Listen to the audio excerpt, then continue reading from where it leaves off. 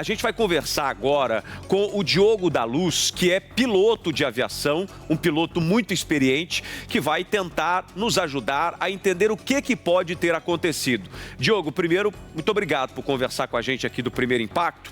Antes de eu te fazer a primeira pergunta, eu já trago uma atualização em primeira mão, uma nota que foi divulgada agora, nesse exato momento, pelo aeroporto Campo de Marte, de onde partiu essa aeronave.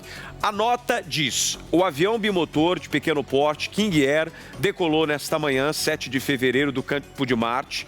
A torre de controle perdeu o contato com a aeronave às 7h16, minutos após a decolagem. Partindo do dado inicial que nós recebemos de que a aeronave teria decolado às 7h15, ou seja, nós estamos falando praticamente um minuto depois, já não havia mais contato. Ou seja, o que aconteceu entre o momento em que essa aeronave sai do solo até o momento em que ela começa a provavelmente perder altitude. Ô Diogo, em apenas 40 segundos, não sei se vai dar tempo da gente conversar, mas o seguinte, vamos fazer o seguinte, eu tenho uma virada, tem aquela imagem que mostra quando o avião começa a perder altitude.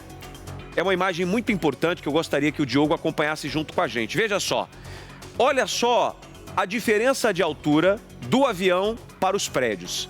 Veja que ele, logo após decolar, ao que me parece, ele não consegue alcançar uma altitude razoável e necessária para prosseguir voo. Tanto é que testemunhas disseram que ele teve que fazer um desvio.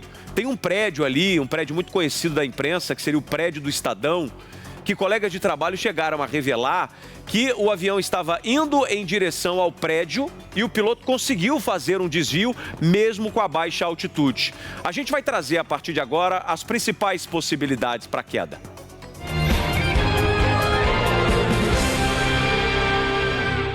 Agora sim, a gente conversa com o Diogo da Luz, que é piloto de aviação. Diogo, com base em todos esses dados que a gente está apresentando aqui, quais são as primeiras hipóteses que começam a ser analisadas? Bom dia. Bom dia a você, a Dani, e a todos que nos assistem. Uma pena, perdemos 2 vidas, muito triste. Mas enfim, temos aqui que esclarecer o máximo possível.